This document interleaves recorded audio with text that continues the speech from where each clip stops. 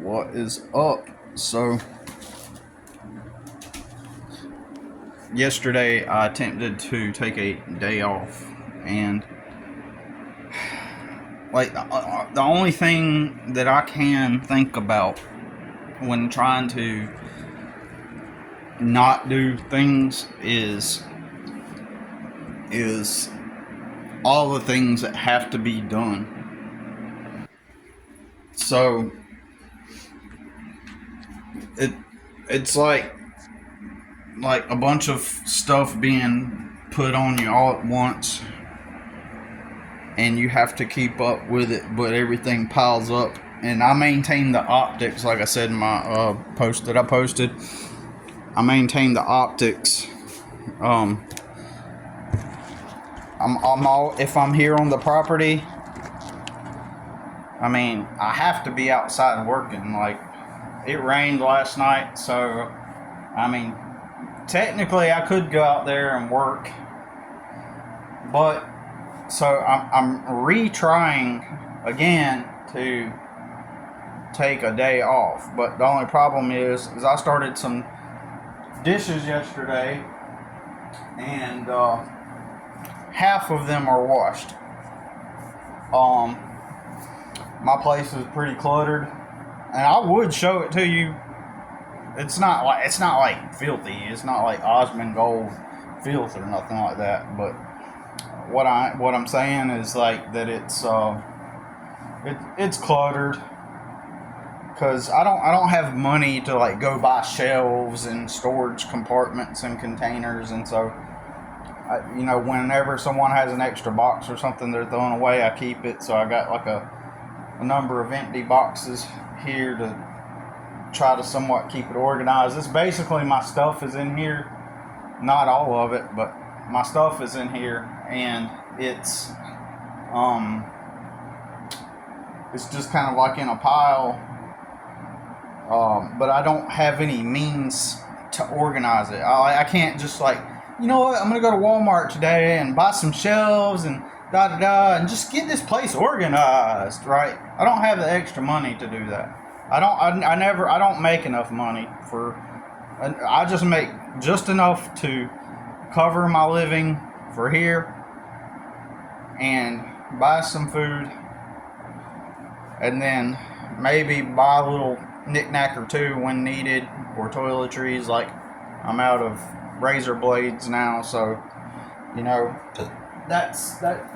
I'm just grazing the bare minimum. And so, like, I try to,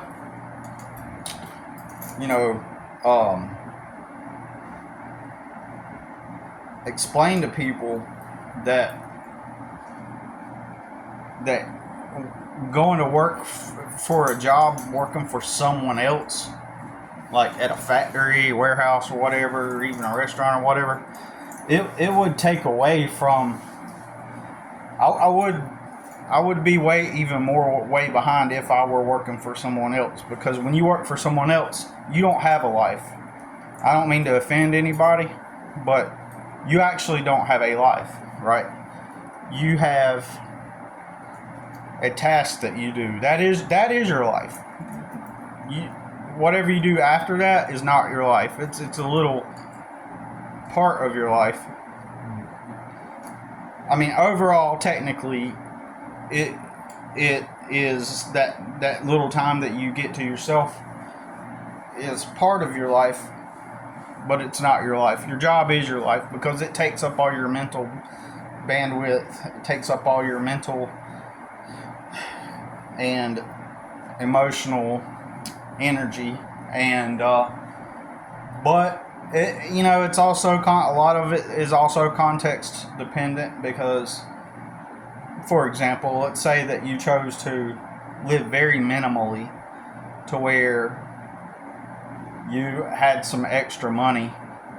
You're able to have extra money after each check. You're not out here like doing like what a bunch of people do, which is like splurging and getting stuff on credit and seeking out entertainment and experiences with that little money that you do get. And in order to afford it, all this, like, you get credit cards and all that stuff, and so it makes you appear like you're living extravagantly when in reality you're just making the minimum monthly payment with interest, and you can afford that monthly payment to give off the optics that you're doing way better than what you're really doing, right? Than how it really is. So that's what a lot of people do. They do that. You know what is crazy? Value-wise, even though I live like this, value-wise, I am more valuable than a lot of people. In other words, from a financial money perspective, the amount of debt that other people are in vastly exceeds the amount of debt that I'm in. So on the surface, they appear like they're living the good life and they're living life on easy mode. But in reality, because they're tens of thousands of dollars in debt on things that they can't really afford, but they make the monthly minimum payment to give the optics that they can afford it.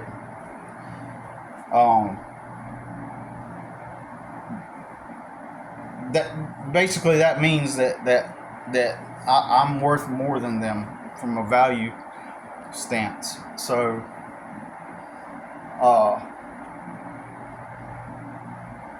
but only thing that matters is optics to people, right? The only thing that really matters is the outward appearance. They've got newer cars and they're making car payments. You know, I've got a truck that's paid for, and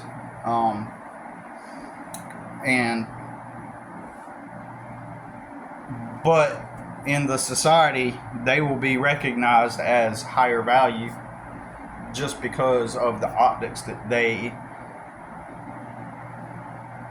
put so much effort and energy into, and to appear socially relevant, to appear up to par with what's acceptable and what's normal, and in my opinion, they would probably like lose their minds if they had to live my life like the way I live it. So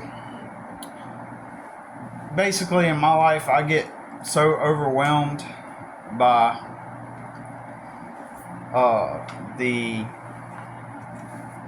I get so overwhelmed by things, and I don't mean feeling over that too, feeling overwhelmed, but I'm trying to take a day off, but even now I know I got dishes and stuff. I gotta finish these dishes. I don't let my dishes I don't let, like I started on this yesterday. I don't let like food sit.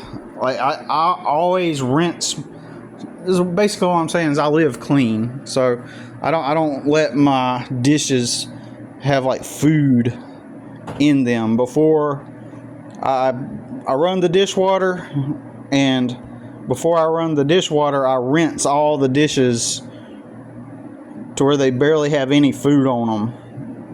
And so what happened with this? Why did I end up in the middle of this? These are clean, they just need rinsed off.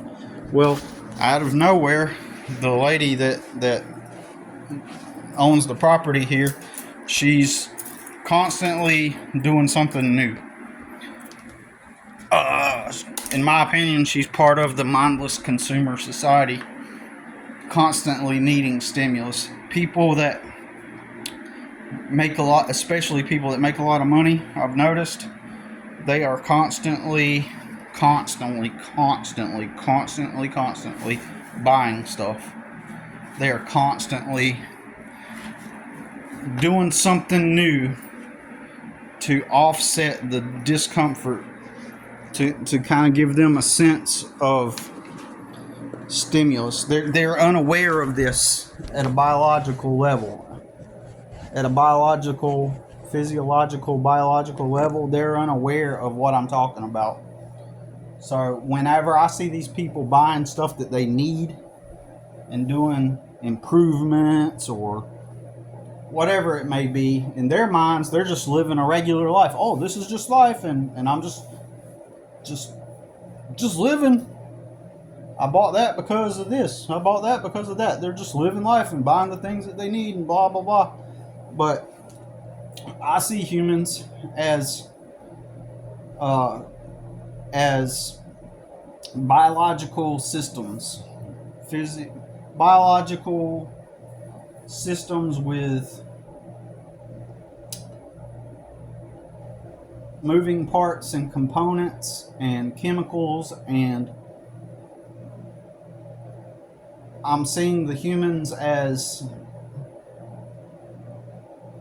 even though they're sentient, just to kind of like put it into perspective, just imagine that humans are not sentient and that they're like programmed flesh machines.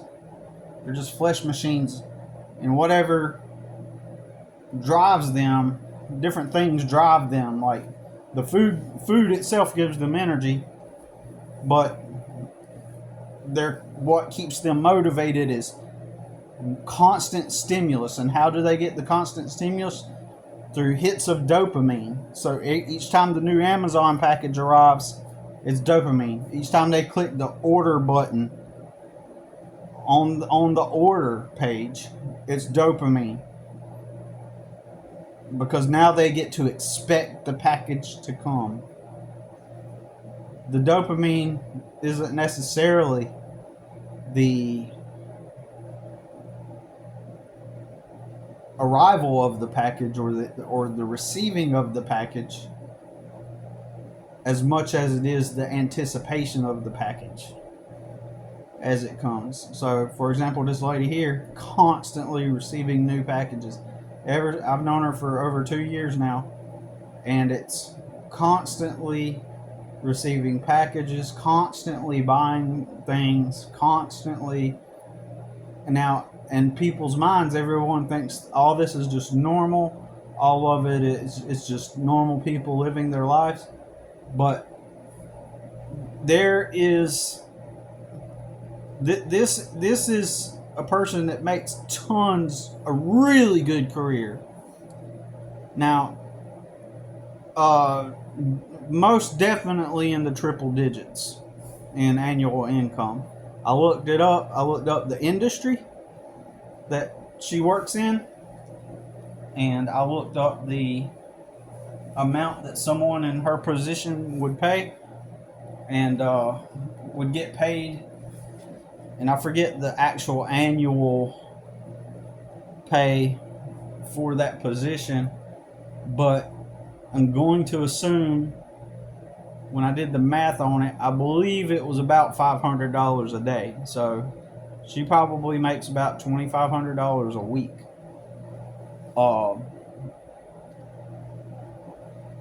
Based on what I seen on the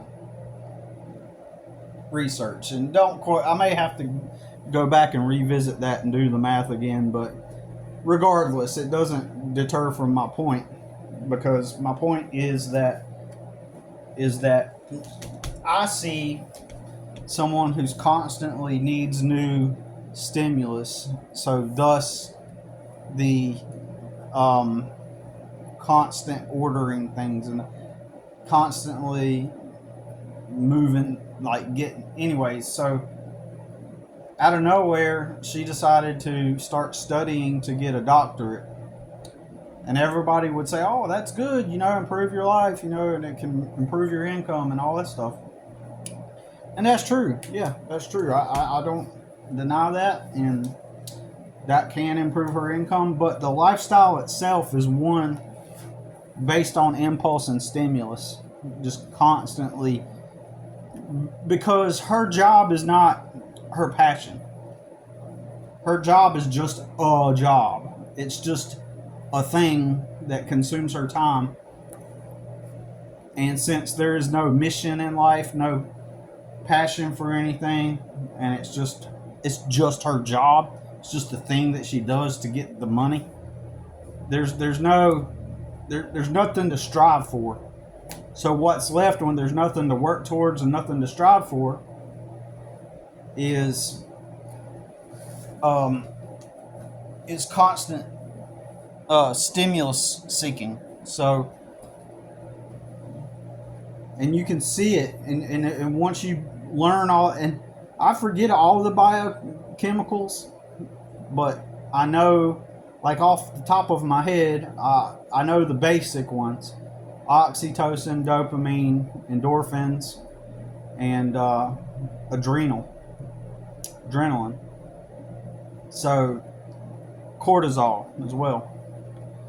So this lady,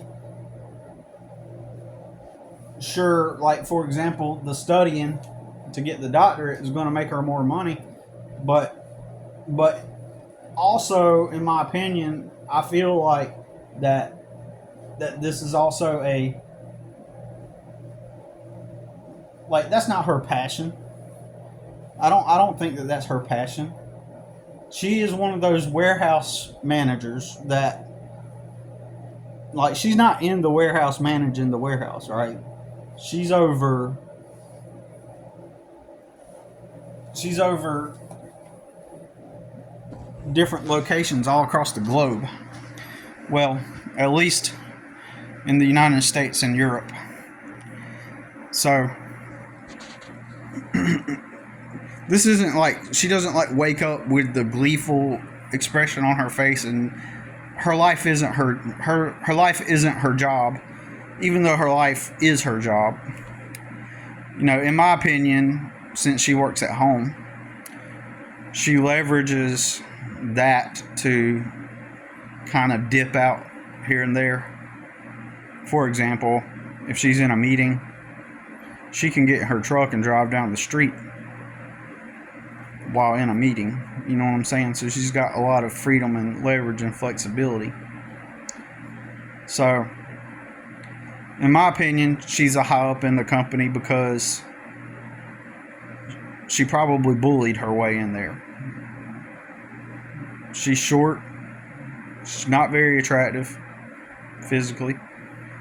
And so what would someone in that place in life do? They learn how to compensate by being an authority and bullying. Her friends have told me that she's been fired from jobs because of how she is. She is the, is this the right word? The quintessential disgruntled manager from the warehouse. And they get these positions because of they act like authoritative, and they know that being essentially a jerk and an asshole is the way to get people to bow, put their tail between their legs.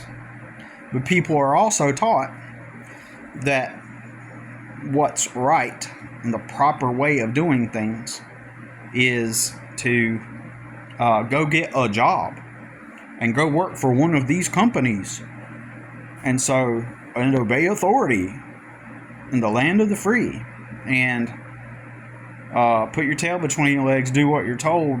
People are taught that makes them a morally superior or relevant, at least relevant person.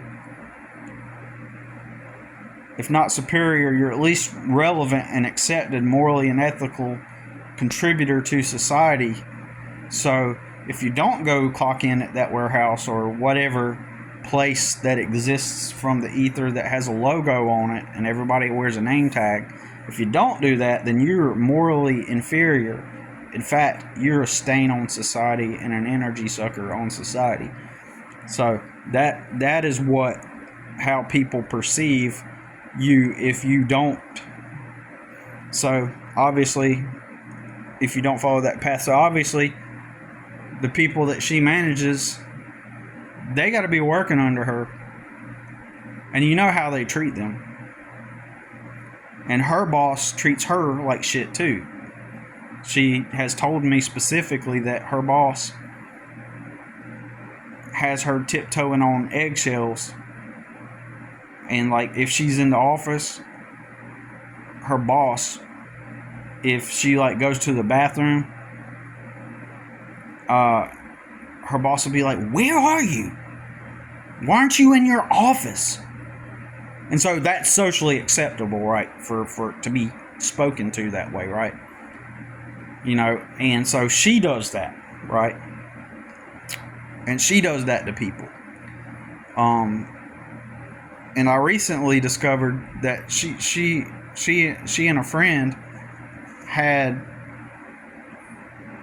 her friend was living here with her. Her longtime friend from when they were teenagers was living here with her, and so she ended up, they did not get along, so she ended up moving out.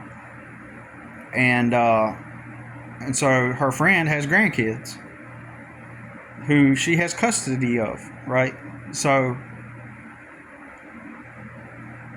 she ends up leaving and moving into her own place, and the lady tells me that her friend that has the grandkids said things that are irreversibly unforgivable. When they had the fallout and the argument, her friend, the lady who owns this property, told me that her friend said things that were unforgivable, irreversible damage, unforgivable. So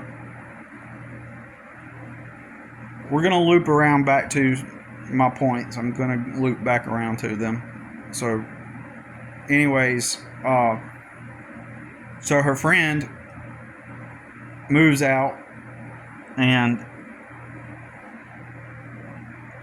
irreversible friendship lost, but she really cares about those grandkids of her friend. She likes having them around. She enjoys them being here and spending time with them, and she wants to spend time with them. But the friend didn't want her to spend time with them. And now currently she has full custody of those kids, but while this was going on, she had half custody, so they would spend some time at their mom's and half the time with her. So but now the mom is in jail, and so the grandmom has the kids 100% full time now. But before the mom went to jail and still had half custody, she would, this lady here would somehow figure out a way to still get the mom to bring the kids over so that she can visit these kids and have them come over and hang out with her. And so, going against the wishes and desires of the grandmother. So she found a way around it. So this infuriated the grandmother, because by this time they severely had fallen out. And so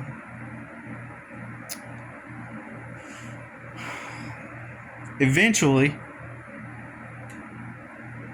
I forgot my point that's leading up to this, but maybe I'll remember it. But I'm going to complete the story. So eventually,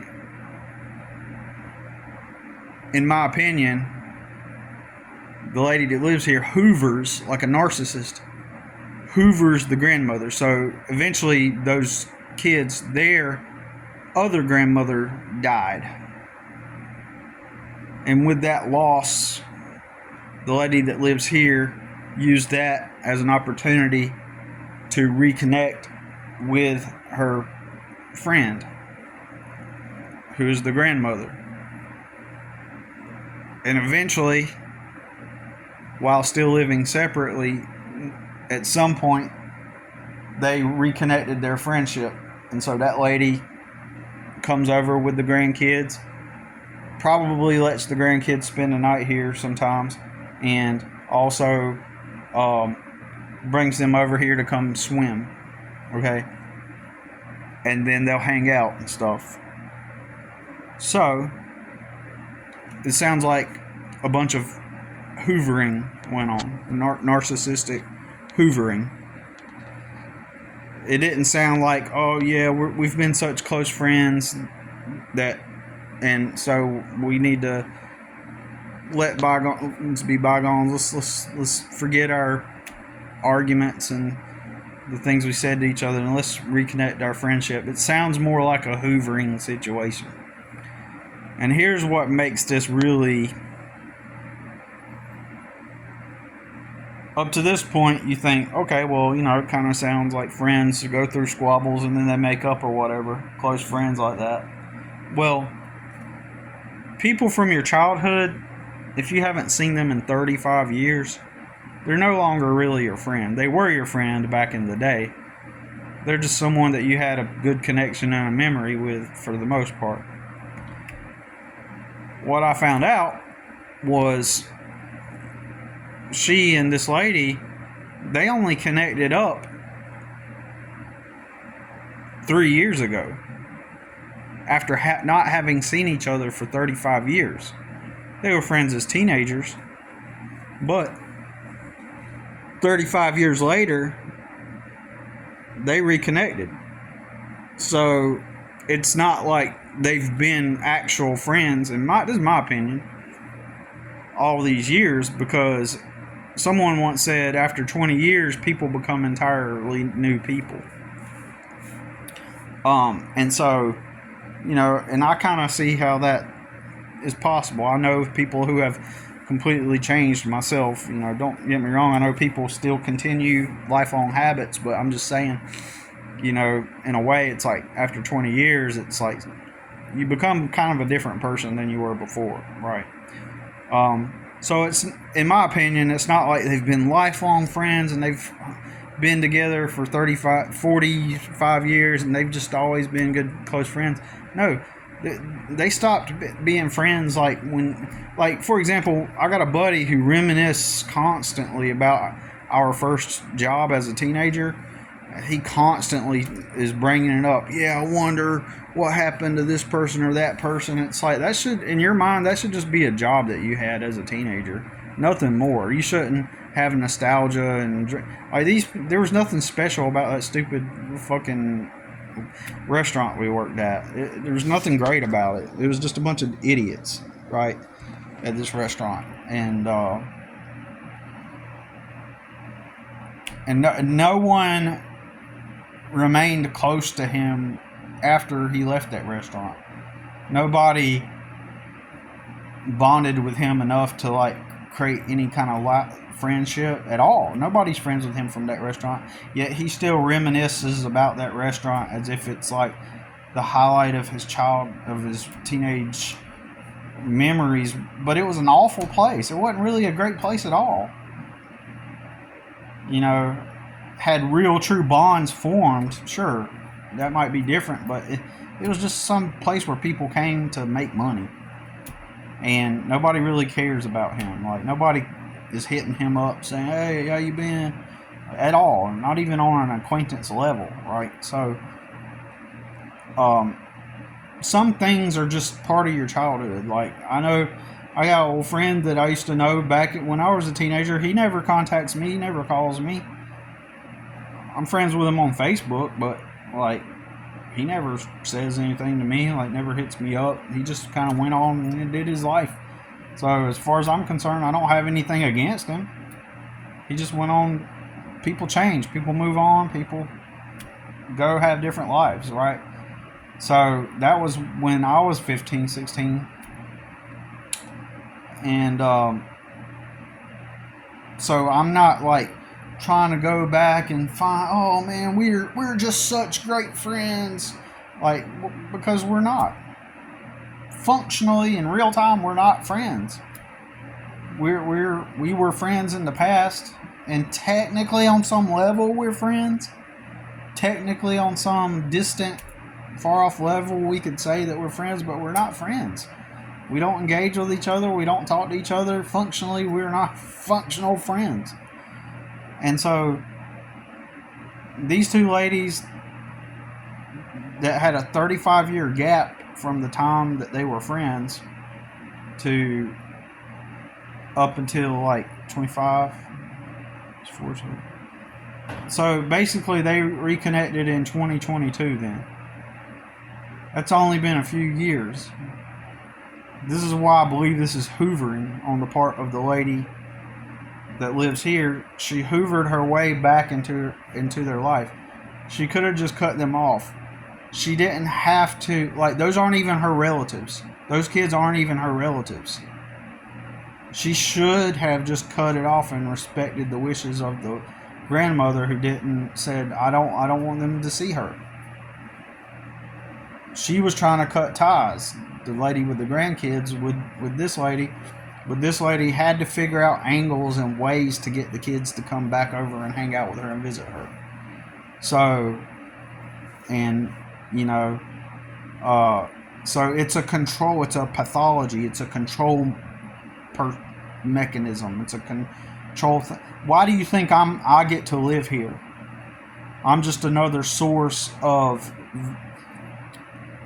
See, I know how to deal with narcissists. I don't know if she is a narcissist, but I deal with her as if she is one. And I have to manage her emotions and her pathology. I have to manage her psychology, right? So that's what I do. I navigate in a way, knowing that she's a bully. I kind of navigate in such a way where she doesn't react to me or respond to me. Look, I have a lot of street smarts, and I know how to, like, deal with people fluidly and through feelings and perceptions, and I'm observing constantly. But it's an effort. It's a conscious low hum in the back of my mind that's like a refrigerator hum, or the hum of the fan that's just constantly there. If that fan is on,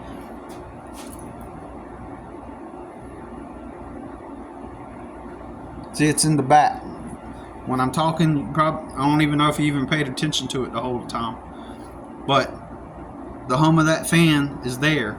So when you're dealing with someone like this lady, you are constantly dealing with the hum of the tension. The tension is like a hum that's just constantly vibrating there. And I know that I have to manage her. She doesn't know that I manage her and how she feels and thinks to some extent, right? She is the type of person that if you, like, accidentally, even just yesterday, I tried to take a day off. She has some furniture come in because she has converted her basement into an apartment so that she can rent it, so that she can pay for her doctorate. Right? So even that in and of itself, on the surface, normal person would say, oh, well, that's just her making progress. That's just her leveraging, figuring out new ways to improve her life. And yeah, it is. I'm not going to disagree with that. But if you look at the overall big picture, it's like the constant need to... Now, don't get me wrong, there's a constant need to improve. There's a constant need to improve ourselves and improve our lives. And so we're constantly going to be on some kind of path to improving everything. You know, and that's fine. That doesn't take away from what I'm saying. If you look at the bigger picture of her and her personality. So I try to take a day off. She's like, this is part of my management. I have to act this way because the context is this isn't a normal person. This is a narcissistic type of person with mental issues and pathologies, right? So I have to interact that way. And one of the best ways you deal with these types of people, they're disgruntled, they're angry, they're always irritated, always agitated, and they're in control. And where's that? Why isn't this way? That way. These are the people that get the high positions in the companies. And then you're a morally just character yourself for accepting that kind of behavior towards you. Because it's a job, because it's an authority, and it's righteous and moral. And you're a good person. And if you don't obey that, she's just doing her job. You just got to brush it off, you know. You gotta have thick skin. They're just that way. So it's okay. The people will rationalize the disrespect. So I went into her tool room to grab some tools to work on assembling the furniture. And in that tool room, there's a little table about waist high. On top of the toolbox was some cough medicine and some of these like dog like pills that she gives her dogs, right? The difference in height was probably about this much. Like literally the difference in height, like say this is the toolbox and this is the table. It was, yeah, wait, hold on. Probably about this much. So I took the cough medicine and the doggy tablets. I don't think they were actual medicine. I could be wrong. But they were like dog tablets of some type, like L-theanine, like natural extract, green tea extract or something. And anyways, it was like 2 or 3 bottles, and I put them on the table, and then I opened the toolbox to get my stuff, and I didn't think anything of it. So I go downstairs to go assemble the furniture. Sometime later, she walks down. She's like, "Billy?" I was like, "Yeah." She was like, she comes in and the bottles are all chewed up. It's like, you got to be careful about leaving the stuff because the dogs are going to get into it. And I said, oh, okay, sorry. And so she goes and walks away.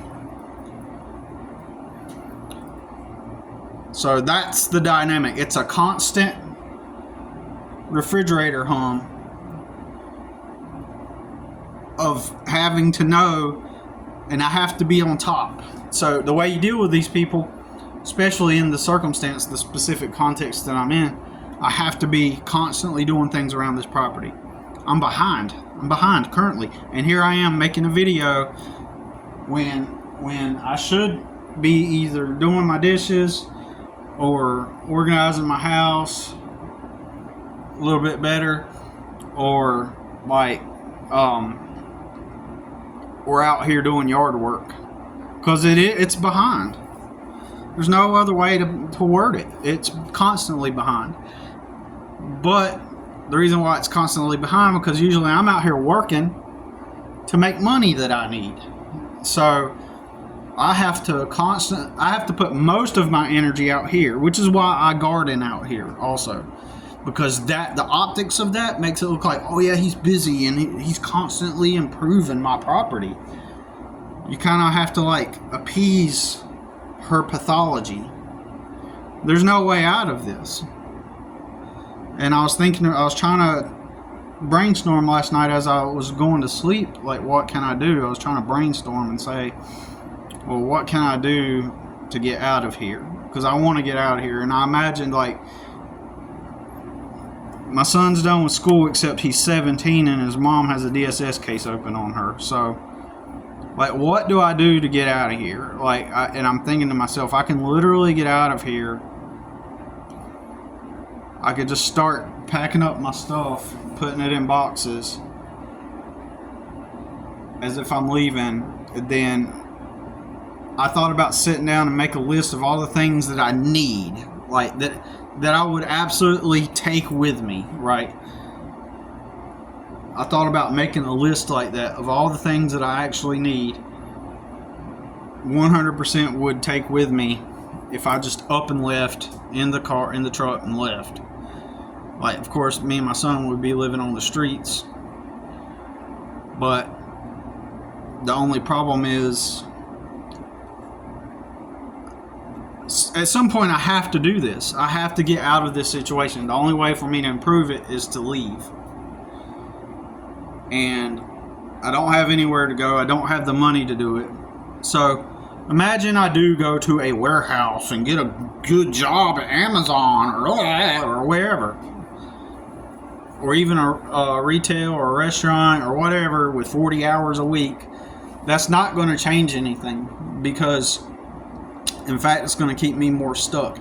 In fact, she knows that I work for myself and I got my own customers, and by me doing that, it gives, like, anytime she calls, I know, like a good little employee, that I should respond to her relatively quickly if she calls. So also, she's accustomed to me responding relatively quickly.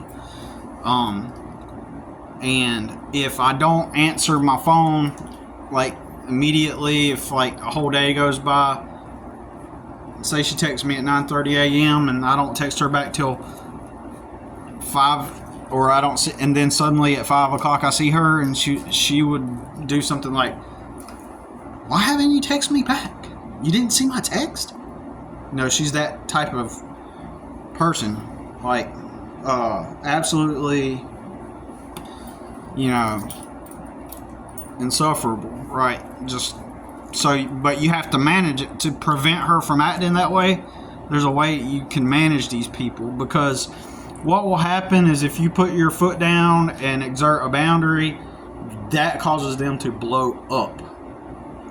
Now, that causes them to blow up. And so,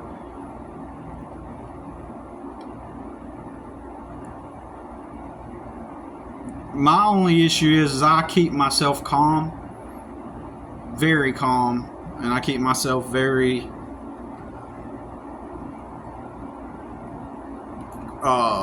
composed, stoic.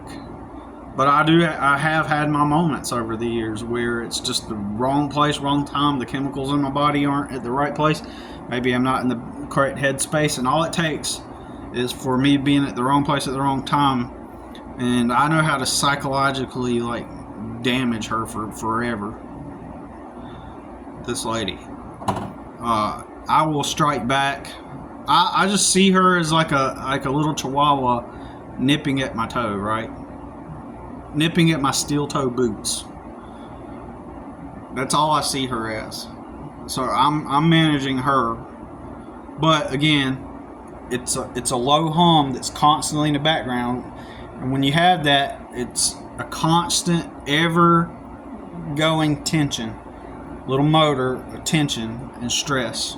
So it's that constant stress that looms in the backdrop of my mind and my conscience. So I have to always be doing something around here to make sure that it appears that I'm on top of everything all the time. 100% of the time. So, but I'm behind because, and I'm constantly behind on everything because it's just me doing it. Right? It's too much for me to handle, to be able to, but I'm also kind of like sitting at the cusp too, where even though everything's behind, I'm constantly, I keep up just enough to where the optics, like every week I mow the grass. Every week I'm doing something out in the yard. The gardening, I've kind of converted it into a half hobby, half, it looks like my yard is improving, right? So by me having a gardening system out here and flowers, like really it's a waste of time. But I use the flowers and stuff, like over in the back I have tomato plants growing. All she's got to see is the optics of that and go, oh, that's neat. My place is improving. With him here, my place is looking better and better. There's always something new, stimulus. And that's what she survives off of, like a robot. Like just constant stimulus. So while on the surface it appears like, oh, she's just improving her life, in reality she's constantly pinging for stimulus. She needs the addiction to the dopamine of anticipating things arriving in the mail constantly. It gives her dopamine imagining the process of renting the place, getting the person in, so that she could pay for her doctorate, which, again, as we said, it's technically, you can't argue that that's a bad thing, right? While she's studying, if she can focus while she's studying, which it seems like she can, she's probably on all kinds of medicine too. She's probably getting serotonin released in her body in the process of studying. But is she someone that's living her life? No, she's someone with a job. Okay, that's the difference here. She's not someone that has like a dream that she's pursuing, or instead she has a big property and a camper and always is needing entertainment impulsively. Like when she's driving down the road, she'll have the radio on and she's singing, and on the outside everybody's going to say, well, Billy, she's just living her life and enjoying music and just doing the best she can. You know, what's your argument here? Like, it just sounds like you, Billy, are the one that's got the problem. Like, she's just someone, look, she's built her life all the way up to this point, and she's just uses her money to live her life. But in reality, no, she's someone that's figured out that people obey authority if you act like a bully, and she has to in order to compensate. And this makes people feel scared and then bow their head and put their tail between their legs. So that's what actually is happening. And so she's impulsively. She never found who she really is and what she's really good at. She just followed the script, and then developed the understanding that if you act as an authority and bully people, then the company will give you the raise and the promotion, and then you'll have 6 figures, and then you'll buy your camper, and then you'll plan that trip, and then blah, blah, blah, blah, blah. Constant stimulus, constant bing, bing, bing, dopamine, cortisol. Someone was talking. I was talking about how my son's mom, gets addicted to cortisol through creating crazy conflict all the time. Because yes, you become addicted to the cortisol. Your adrenal glands are pumping out that cortisol, and the adrenaline itself, but the stress of cortisol, people become pathological and then addicted to the drama, the stress itself.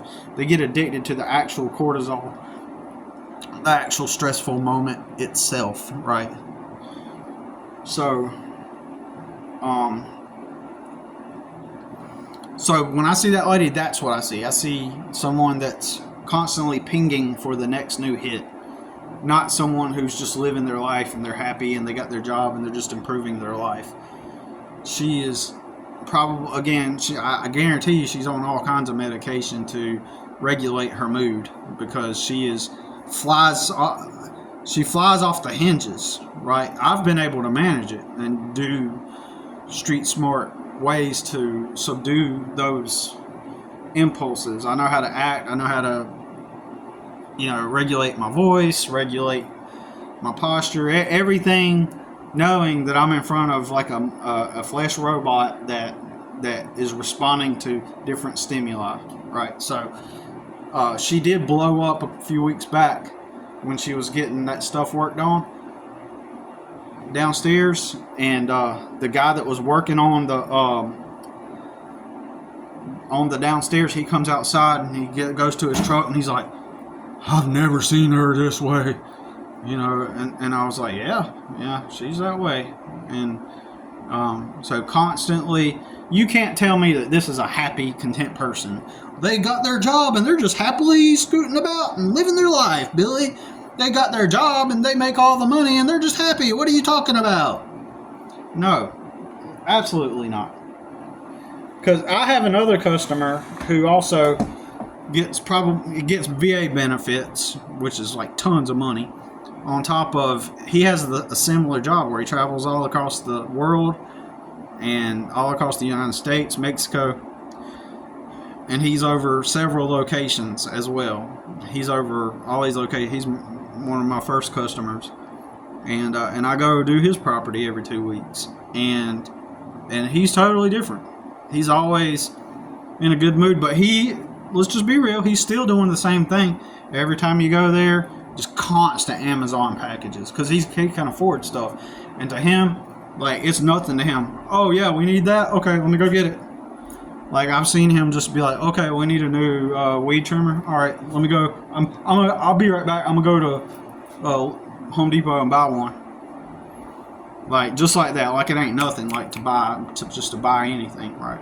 And he's a cool dude. He's always been good to me. Would he support me? Would he help me out if I went homeless or went through a legal struggle? Hell no. One time, a long time ago, I was kind of in a rut that weekend, and I asked him if he could help me out with some pay in advance for something, and it was just like a small amount of money, and you could tell he hesitated. He was just like, oh. And I've known this dude since 2017, but he didn't like that at all. So on the surface, it may be all friendliness and handshakes and smiles and stuff, but ultimately, does he give a fuck about me? Fuck no. He would just let me wash away and be harmed. So the world doesn't care about you, okay? The world just doesn't give a fuck about you, and most relationships are kind of fake. But at the same time, just to be fair, it is a transactional relationship. So I'll leave it at that, and there's nothing wrong with that. Does he care about me beyond that? No, he doesn't give a fuck about me. So that's something I gotta keep in mind. So if I left here, let's just say that I left here. I didn't mean to say that. I wanted to get back to, let's just say that I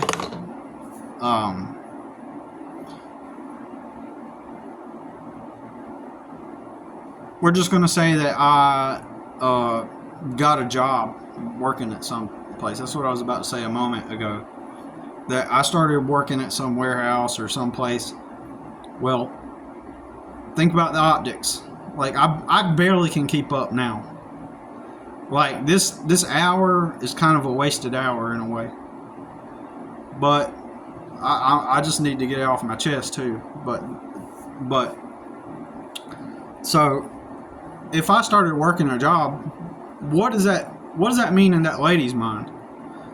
Like, me working for myself gives me flexibility so that whenever she texts me, I can text her back and say, yeah, I'll let me start on that tomorrow, and she'll be like, okay, thanks. Now, don't get me wrong, a lot of our interactions are very pleasant, okay?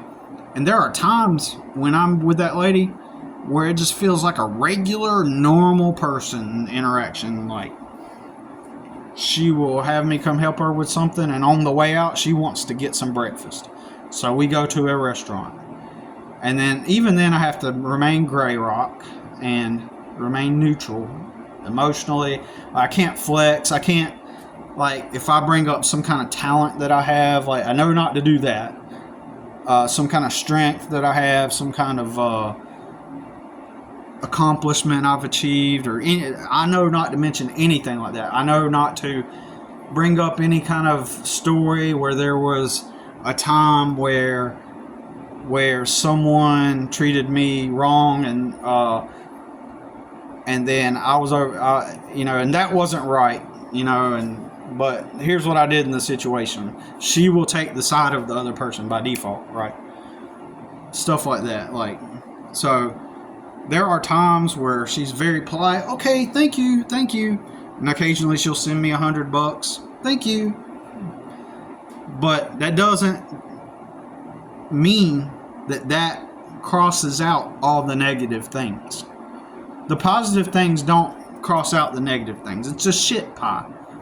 Imagine somebody comes to you with a pie and they made it themselves. Fresh ingredients. Wow. Or your favorite dessert, but for simplicity, we're going to call it a pie. They've made it all from scratch just for you. And it's looking delicious. And you say, well, what's that thing right there in the middle of the pie, that little brown thing? And they say, oh, that's a piece of shit. Yeah, whenever I went to the toilet this morning, I took it out of when I shit in the toilet, I carefully took a piece of napkin and I took that piece of shit. But don't worry, it didn't touch the rest of the pie. It didn't touch the rest of the pie. So if you don't want to eat that shit, it's okay. I'm giving you this shit. But I've also given you an entire sweet pie. Don't forget that. Yeah. I hope that makes sense. One turd, one shitty way, one shitty thing can totally cancel out all the positive, all the sweet things, right? All the nice things. So, one bit of disrespect,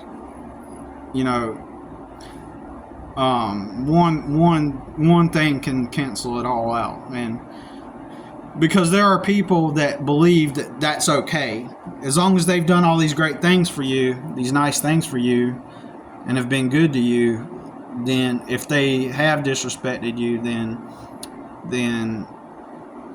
that doesn't matter, because look at all the great things that they did for you. No, it's a shit pie.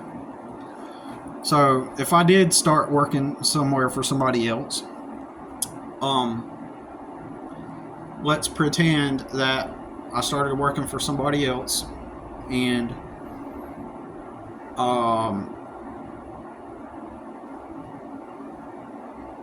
so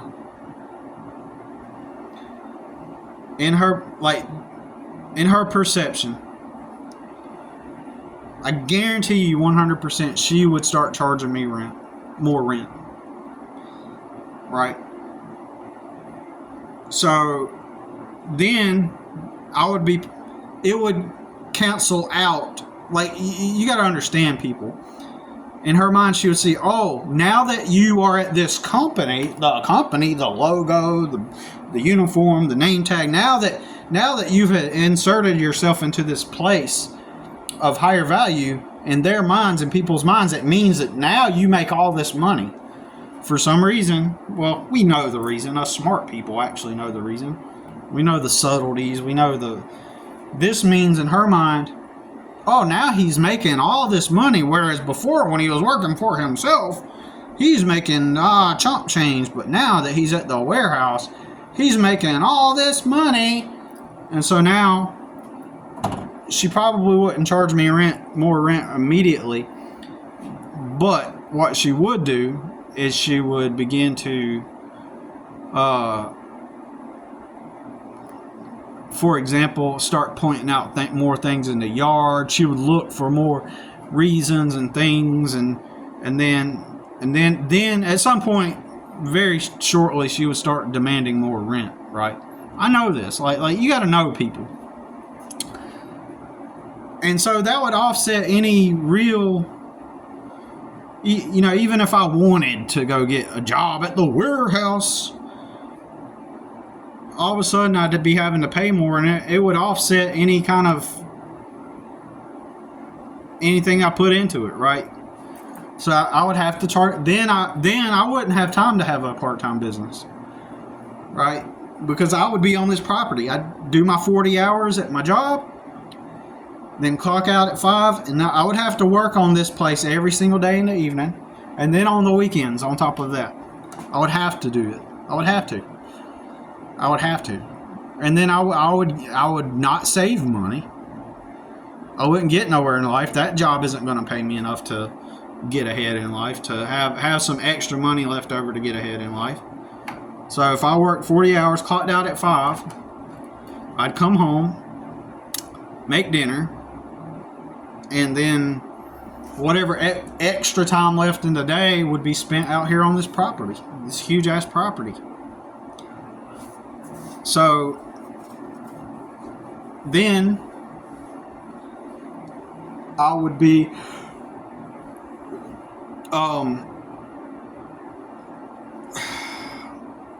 stuck here permanently, right? I'd be stuck here, at least with the leverage that I have now. This is what I keep trying to tell people. Let's just even pretend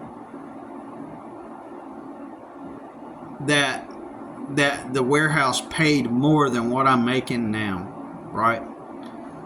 It wouldn't be by much, but if that warehouse paid more than what I'm making now, it would adjust back to the situation and circumstance I'm in now. Does that make sense? So, for example, when and if she starts charging me more for rent, then at that point, I will be on paper looking like I'm making more, but then I financially, mathematically would be reverting back to this same socioeconomic level, math-wise. So it makes 0 sense to even go work for somebody else. But the way I have it now is I have the flexibility to be on call whenever she needs me for something or wants me for something. And that's what keeps her happy. She's just a little stimulus machine that's just constantly pinging off of needing the next new thing that's going to make her feel content or ease the stress. Because you got to think, it ain't always happiness. It isn't happiness at all. It's just constantly trying to feel happy, right? Trying to be regulated, just constantly trying to overcome the miserableness of her reality. So she can't, she's not a happy person. She's not a content person either. She's drugged up and is just kind of like a biochemical android. Okay, that's the best way I see it, that I can word it. So,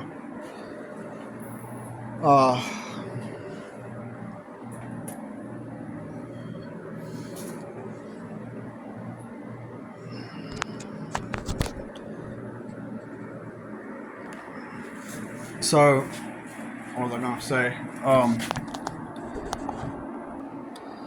So yeah, I've been trying to, I got so much that I have to do that I'm trying to think of, like I keep imagining finding some time to just sit there and write a list of all the things I would take with me, just like if I had to up and leave, if I got in her face one day.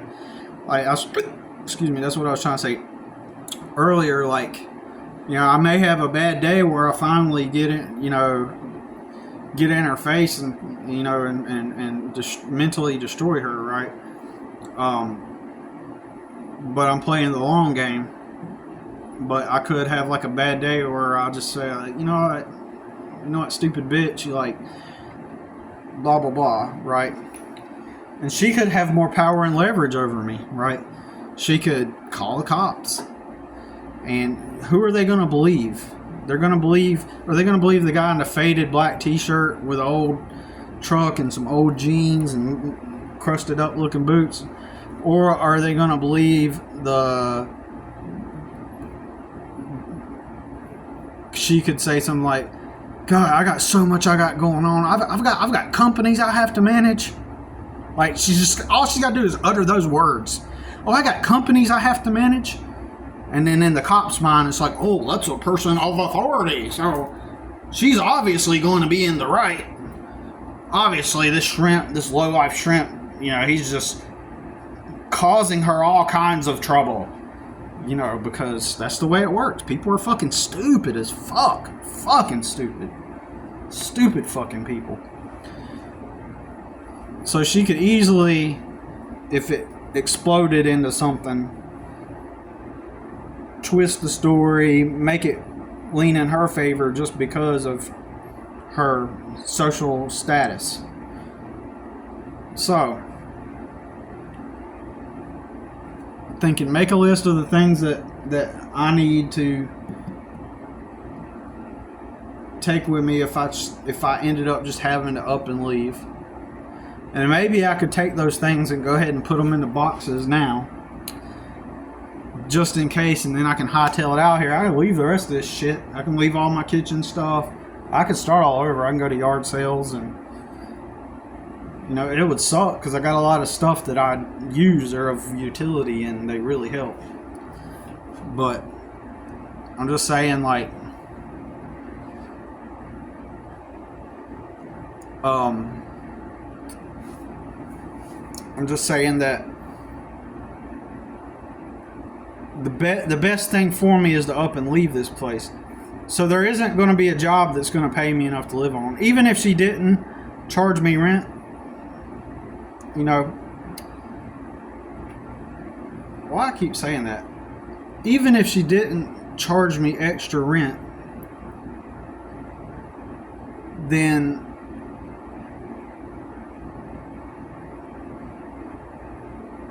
that job's not going to pay me enough to get ahead. I'll have to ditch all my regular customers. And then only because this property's so big, it consumes so much of my time. Like I would have to, I would be stuck. It wouldn't put me in a position to where I could just get ahead or save any extra money. I'd be in the same boat I'm in, except just different. So I have to leave. So I think to myself, like, what if I just go ahead and start packing up my stuff and get ready to leave? I've even thought, okay, my son's 17, but there's that DSS case open. But what if I can wing it? What if I can pull it? But the moment they find out that we're living in a car, that's the only issue. And I'm just like, as I'm thinking this, I'm just like, fuck, you know, I've got to figure out, like, the best way out. As I'm contemplating this, I'm thinking, well, I gotta figure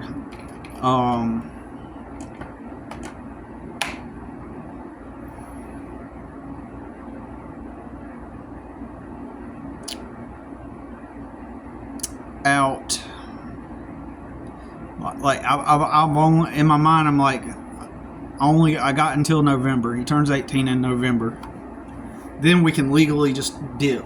Legally, we can just, if a cop harasses us in a parking lot while we're sleeping in the parking lot, he's 18, he's got an ID, we don't got drugs on us, we're just doing what we can. But at the same time, I'd be able to take any money I make, I get to put it right back in my pocket, right? So if I can just endure until November, then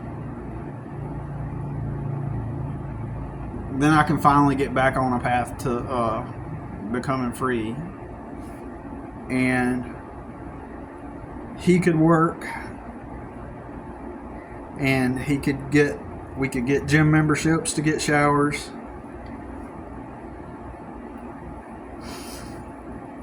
And we can get a foundation, right?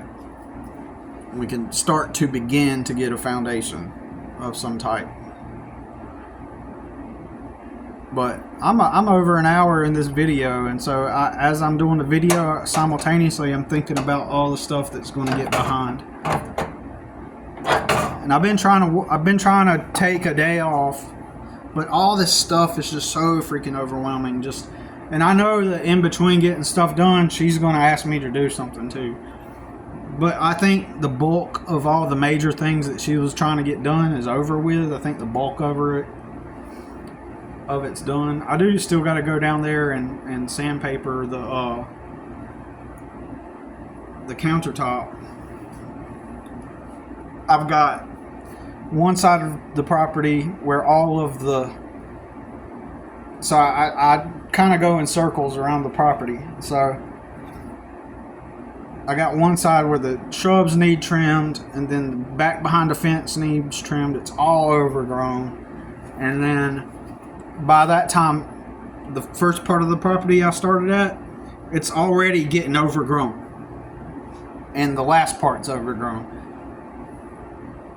And then I'll end up cutting the grass this week. It takes like a total of 3 hours just to mow. And then you gotta weed eat the property. But I kind of got some progress on that. And it's just like, I got to figure out. Oh, I'm so overwhelmed by too much to do. I'm constantly in this loop. And I gotta get, like, I don't even have time to spend time with my son. I don't have time to really, like, be one-on-one. I feel I've told some people that I've had custody for 5 years, but even then I didn't get a chance to be a dad due to having to deal with all the stuff that I have to deal with. Like, I try to make use of the times that we can spend time together and put that into good use. You know, like if we go out to eat somewhere on occasion, I try to sit there and have my phone down and just focus, 100% focus on him. Because there's times where you just, like, there's been times, I'll give you an example, that I've worked so much that I get to these points where I'm so physically exhausted, I just can't move. And I'm stressed as well, and I don't see any way out. I don't see any way out of the situation other than to pack up our stuff and go. I'm really thinking about it, like just taking the risk and just getting out. And then if DSS gets called or something, then I could just book it, and technically I could go to another state, I guess, but like I could go to like Alabama, or no, Georgia. I could go down to Georgia, where legally on paper he's an adult in Georgia at 17. So they couldn't screw with us. They wouldn't consider him a minor in Georgia. Technically, like, could go down there until November. So they wouldn't screw with us as far as like child neglect or something like that. But they would in this state. So I want to be in a place where I don't care how cheap or dilapidated it looks, things can always be fixed up. I just want to find like a cheap place where I can be stress-free from stupid people, from dysfunctional people. You know, notice this isn't like a mental problem of mine. This isn't like a mental problem. This isn't like it's your beliefs. You know, this is just a physical, financial problem. That's all it is, right? I'm not going to go, like, deal with some internal belief system and then, or make amends with certain people or cut off that family member. It has none of this currently has anything to do with all the psychological things that this is 100% purely a money problem. money/circumstance problem. It's all it is. There's no businesses that are going to pay me enough to get out of this.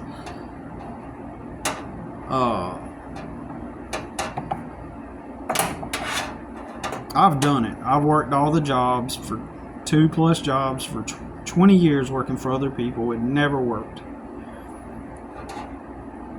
So this is 100%. I need to make enough money. That's it. Or I need to find another situation similar to this or just like this. In fact, I'm going to hit the stop button right now as soon as I get off of here. And there's somebody they posted a post, they never replied to me, a couple weeks ago, where they want someone to come live on their property as they're retiring, and they said that they just need someone to work and do like yard work for like 5 hours a week, and they said they would build you a cabin on there. If you don't have your own camper, they said they'll build a cabin, so I'm gonna go check that out. I need a similar situation, but with people with less work and where the people are sane, like I need a circumstance like that. Yeah, the only reason why I'm even here now is because that lady's dysfunctional, because dysfunctional people thrive off of, since I'm in like a lower situation where, like, when she let me come stay here, we had been living in a truck for a week in parking lots. And so she that's when she offered to let me come. She said, I'm renting out my pool house, do you want to rent it? And I said, sure. And that's how it happened. She was initially charging $800 a month, was what she was going to charge, but I got a better deal than that, plus do the maintenance. So I'm in a redundant loop, but I need a circumstance where I'm not around dysfunctional people, and where I can actually save money or get my business to a point where I actually make money. And I still have not started my new business with the new name, because the more I think about it, technically it wouldn't be a new business, it would be just a new name, but it would be a new business on paper, right? But what if I just want to get out of town, and not make it not too easy to be tracked. Like, they won't know the name of my business. I don't want people to know my business. So anyways, yeah, I'm overwhelmed. Like, I'm gonna finish these dishes. I got to run out and run an errand. So I'm just contemplating, do I run out and run the errand and then come back and do the dishes, complete the dishes?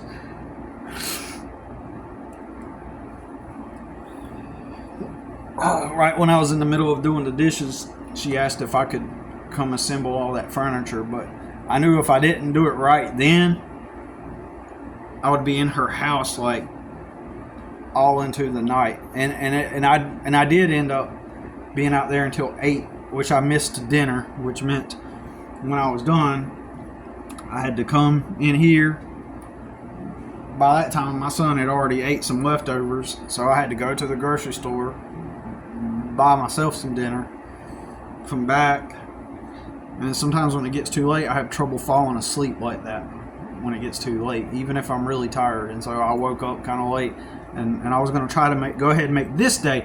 But here's the problem. If I keep continuously saying, okay, get this stuff done, and then I'll make this day my day off. If I continuously do that, then what's going to happen? I'm not going to be working. So I have to work. So it's like my brain doesn't relax. My head doesn't relax. I can't. That's why I've been trying to watch movies lately.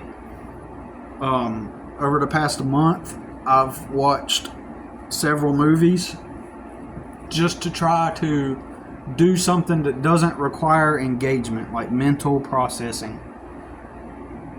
And that seems like the best way. It's like a healthy escape. That seems like the best way to to get my mind off things, and alleviate tension. Something that doesn't require thought or physical or mental effort. You know, I can't do artwork because in my mind, when I do artwork, it is a process. In fact, when I do artwork, I can't concentrate. I can't, even if it's just like free flowing. Like I can sit there and put a canvas out and start putting paint on it, and I'm just not in. I can't get into the mood, even if I do like simple brush strokes or whatever. Like I just can't get into it because then I'll start looking around at my place and I'll be like, oh yeah, the toilet needs cleaned. Oh yeah, this needs done. That needs done. And it's like, it starts to get at me and I'm just like, God damn. You know, but I guess for right now, just like watching the movie is just kind of like a drown out. I can kind of like, it's something that does not require any kind of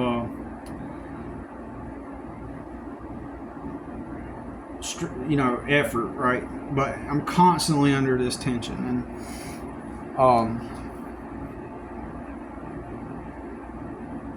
but I'm gonna try to get off of here right now and hit up this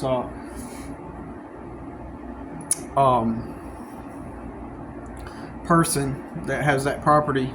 It's in another state, and I could take the risk of driving my truck down that way and take as many belongings as I can if they're open, because you know, one of the reasons why over the years I've never been able to get a room. Sometimes when an opportunity did come up, when they were open to renting to me, when they found out that I had a kid that would come over on the weekends, they said, yeah. Like, I never found every roommate situation I've ever encountered always had somebody on the sex offender list, somebody that uses drugs, somebody that it's just never could find a roommate. Never could find a proper roommate. Of course, I never had jobs that paid me enough to afford a room either. So anyways, I got to get off of here, and thanks for listening. This might be my longest video I've ever done, so thanks for stopping by. I'm going to try to get off of here and figure out a way to get out of here. Maybe, and because like sometimes I think, well, maybe I just need to just do it. Just go ahead and start packing up my things and just kind of get out and get under the pressure. But with these extreme above average heat waves lately, it's just like, I don't know about that. You know, I'm trying to balance it out. I'm trying to figure out the best route out. And I think, well, maybe if I just go ahead and start packing my shit and get out of here, then I can figure it out afterwards, right? So anyways, I gotta go. Y'all take care. And I'll keep you updated. Thanks for watching or listening, and peace.